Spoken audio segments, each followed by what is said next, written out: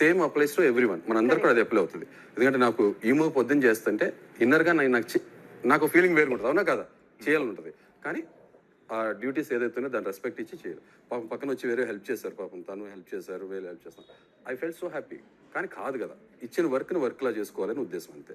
రేపొద్దున నాకు ఆ వర్క్ ఇచ్చినా కూడా నేను ఒంటరిగానే చేయడానికి ఇష్టపడతాను. ఎవరు హెల్ప్ చేస్తానో నాకు ఇబ్బంది ఉన్నా చేయించుకోవాలంటుంది, కానీ వద్దు మనం ఏం వర్క్ ఇచ్చారో అది యాజ్ టీజ్ చేద్దాం.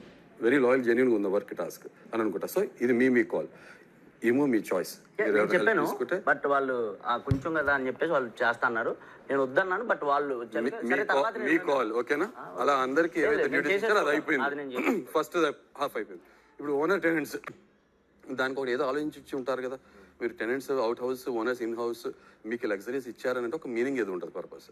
సో ఆ కీ పాయింట్ అర్థం చేసుకుంటే ఏంటంటే ఫ్లాట్కి వెళ్ళనివ్వకుండా, నేనంటే ఫస్ట్ డే ఇక్కడ సరదాగా అందరం కలిసిపోయాము, మాట్లాడుకున్నాము, మాకు కూడా అదే కావాలి, ప్రతిరోజు మేము అలా ఉండాలనుకుంటున్నాం. కానీ ఏంటంటే ఇవాళ నుంచి ఏం చేద్దాం, కొంచెం ఎంటర్టైనింగ్ చేద్దాం, విన్ విన్ సిచ్యువేషన్. సరదా మీరు లోపలికి వస్తున్నారు, రావాలని మేము అనుకుంటాం కదా, సరదా మాట్లాడుకోవాలి కూర్చొని. అదర్ దెన్ దట్ ఏంటంటే బిగ్ బాస్ పిలిచారు, లివింగ్ హౌస్లోకి రండి, లివింగ్ ఏరియాలోకి రండి, కూర్చొని మాట్లాడుకున్నది అది ఆయన ఇన్స్ట్రక్షన్స్ కాబట్టి దానికి ఏం సంబంధం లేదు.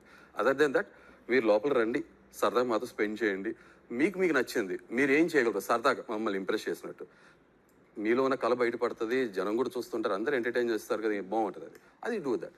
అదే కాకుండా మీరు ఏదైనా వస్తువులు యూజ్ చేసుకోండి, బికాస్ లగ్జరీస్ మాకు ఉన్నాయి కాబట్టి మీరు ఐరనింగ్ కానీ లోపలికి వచ్చి వాడుకునే ఏదైతే ఉన్నాయో వాడుకునేప్పుడు కూడా రావండి, చక్కగా వాడుకోండి, ఏదో ఒకటి చిన్నది ఏదో చేసి అందరినీ సంతృప్తిపరచు అంతే.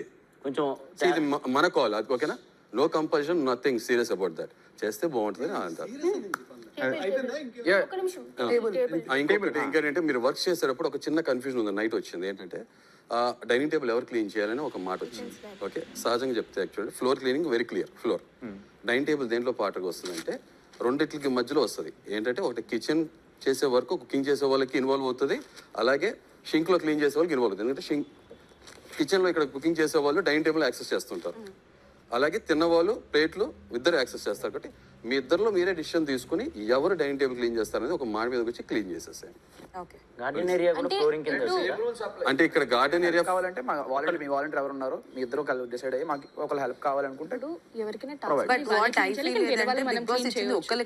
ఇంకొకళ్ళు హెల్ప్ తీసుకొని ఆ టాస్క్ ఫినిష్ చేయండి అని అది మేము హ్యుమానిటీ గ్రౌండ్స్ తో మేము ఇచ్చిన లిబర్టీ అందరికీ ఉంటది పవన్. అది లిబర్టీ ఇచ్చాం మీరు చేయలేరు అంటే అంటున్నాను.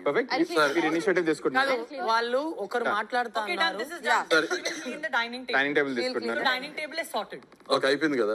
ఇప్పుడు ఏమో ఒక పాయింట్ రేస్ చేస్తారు, హౌస్ ఫ్లోర్ క్లీనింగ్ అన్నప్పుడు హౌస్ ఇన్సైడ్ హౌస్ అయినా లేకపోతే బయట ఉన్న గార్డెన్ అన్నారు, అది క్లారిటీ లేదు. సో ఏమో మీ కాల్ అది. ఇంకోటి ఎందుకంటే ఆ డ్యూటీ మీకు అప్ చెప్పడం జరిగింది కాబట్టి మీరు ఎలా చేస్తారు. నేను అంటే ఇవన్నీ ఓకే కానీ నేను మాట్లాడచ్చా? చెప్పండి. ఇప్పుడు ఒక టాస్క్ మీరు ఇచ్చినా మీరు ఇస్తే మేము చేయాలి, మేము ఇస్తే మీరు చేయాలి, అది దీని ప్రకారం. టాస్క్ ఎవరైతే చేస్తున్నారో వాళ్ళు ఎవరైనా హెల్ప్ అడిగితే మాత్రం వాళ్ళు నోరు తెరిచి నేను చేయలేకపోతున్నాను హెల్ప్ అడిగితే మాత్రం మనం చేద్దాం. వాళ్ళు ఓపెన్ అయ్యి అడిగితే మాత్రం ఏదైనా అవనండి, అది టేబుల్ క్లీనింగ్ అవనండి, కిచెన్ అవనండి, వెసల్స్ క్లీనింగ్ అవ్వండి, ఫ్లోర్ క్లీనింగ్ అవ్వండి, ఏదైనా సరే వాళ్ళు అడిగితే మాత్రం నోరు తెచ్చి కొంచెం హెల్ప్ చేయొచ్చు కదా అని అడిగితే ఇది క్లియర్ కదా. అయితే రేపొద్దున నాగార్జున గారు ఇదే క్వశ్చన్ చేసినప్పుడు ఒకవేళ ఫర్ ఎగ్జాంపుల్ మీకు ఫ్లోర్ క్లీనింగ్ ఎవరికి అప్ చెప్పాము, మేము ఎందుకు అలా ఇచ్చాము, ఇద్దరు నుంచో పెట్టి ఇద్దరు ఒకరిని పిక్ చేసుకోమని ఎందుకు అడిగాము అన్నప్పుడు దట్ ఈస్ హిస్ రెస్పాన్సిబిలిటీ. మిమ్మల్ని చేయమని చెప్పినప్పుడు మీరు వేరే వాళ్ళు హెల్ప్ తీసుకుంటారు క్వశ్చన్ చేసినప్పుడు ఆన్సర్ చేసే కెపాసిటీలో ఉండాలి. దాని తర్వాత అకౌంటబిలిటీ ఎవరైతే ఇచ్చారో వాళ్ళు కూడా అందుకే అతను చేయలేదు. ఇది మాకు హౌస్ క్లీనింగ్ ఒక బలమైన కారణం ఉంటే తప్పకుండా సో డైనింగ్ టేబుల్ అయిపోయింది, ఫ్లోర్ అయిపోయింది, కిచెన్ కూడా అయిపోయింది. ఓకే, ఇప్పుడు మీరు ఏదైతే ప్రపోజల్ పెట్టారో మీరు అంటే మేము ఇక్కడికి వచ్చి ఇంప్రెస్ చేయాలని చెప్పి లోపల రావడానికి, దాన్ని మేము యాక్సెప్ట్ చేస్తున్నాం. We do that. Thank you. That's the spirit. That's the spirit. Super. That's the sporty spirit. Wait, one second. నేను మాట్లాడిన తర్వాత ప్లీజ్ చెప్పండి సంజయ్ గారు. I think 1 or 2 people were there. In my opinion, మేమందరూ ఇప్పుడు బిగ్ బాస్ ఇల్లు లోపల వచ్చిన తర్వాత we all are big boss contestants. Yes, of course, for the game you are commoners, we are celebrities. But నా దృష్టిలో అయితే we all are celebrities now. మీరందరూ బయటికి పోతే మీరు ఏమి సెలబ్రిటీ నుంచి తక్కువ ఉండరు.